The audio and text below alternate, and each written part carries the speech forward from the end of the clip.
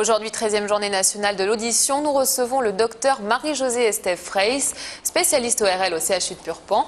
Bonsoir. La surdité devient aujourd'hui un véritable fléau dans notre société. En France, 6 millions de personnes rencontrent des problèmes d'audition. Le fait nouveau, c'est que les jeunes aujourd'hui sont touchés et c'est même une génération à risque. Oui, alors c'est une génération à risque parce que depuis une dizaine d'années, l'utilisation des MP3 est devenue très fréquente, elle est banalisée, les jeunes les utilisent plusieurs heures par jour et que dans certaines conditions, cela peut devenir traumatique. On est aussi entouré de bruit dans notre vie de tous les jours. Il y a de plus en plus de trafic routier, les collèges dans les cours, dans les classes sont parfois bruyants. Tout ça contribue à augmenter l'environnement sonore qui peut être traumatique. C'est-à-dire dans quelles conditions ça peut être traumatique? Alors en principe, quand on écoute un bruit à plus de 80 décibels, donc c'est quand même un bruit déjà assez fort, il devient traumatique si on s'y expose plusieurs heures par jour. Par exemple, 8 heures à 80 décibels. Si on monte à 86, il n'y a plus que 2 heures. À 95 dB, il n'y a plus que 15 minutes. Et à 100 décibels, qui est le bruit qu'il y a dans les cafés musicaux, les boîtes de nuit, plus que 5 minutes. Et le bruit devient traumatisant pour l'oreille interne. Pour nous donner un ordre d'idée, 80 décibels, ça correspond à quoi? 80 décibels, c'est par exemple les heures de pointe, place Esquirol à Toulouse, par exemple.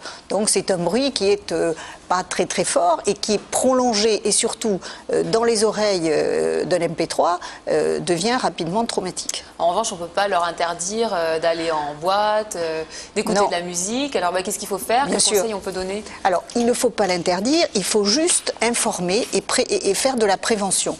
Donc si on s'expose à un bruit prolongé et intense, on va avoir un traumatisme qui au départ ne va pas être visible. Ce sera un petit acouphène en sortant de boîte de nuit ou une impression de petite baisse d'audition qui disparaîtra spontanément le lendemain, mais qui, répété plusieurs fois, va finir par abîmer les petites cellules de l'oreille interne et donner à la longue des surdités. Donc la prévention, c'est utiliser des bouchons de prévention, soit qu'on trouve facilement de type pianissimo qui ne sont pas très coûteux et que tout le monde peut utiliser, soit lorsque l'on écoute le MP3 de façon prolongée, de ne pas dépasser la dose fatidique de 80 dB de manière prolongée.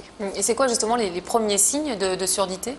Alors les premiers signes de surdité, c'est ce qu'on appelle la fatigue auditive. Alors fatigue auditive, c'est petit sifflement quand on a été exposé longtemps. Hypersensibilité au bruit, quand on commence à trouver que des bruits qui ne sont pas très très forts, des bruits modérés deviennent pénibles à écouter.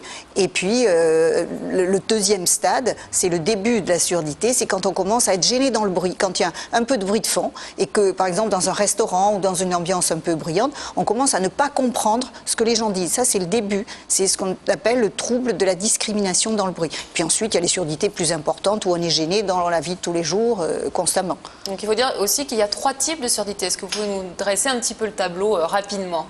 Alors il y a des surdités qui sont dues à des problèmes d'oreille moyenne, tympan et les osselets, ce qu'on appelle les surdités de transmission. Et ces surdités, souvent, on peut les traiter, ce sont les otites séreuses chez les enfants, des perforations tympaniques ou des otites chroniques, etc. Donc là, il y a des traitements médicaux ou chirurgicaux qui sont adaptés et on arrive souvent à des solutions qui sont intéressantes. Ensuite, il y a les surdités de perception de l'oreille interne, qui sont des surdités définitives pour lesquelles il n'y a pas de traitement médical. Alors il faut adapter des prothèses auditives, des appareillages auditifs adaptés donc en fonction de l'importance de la perte.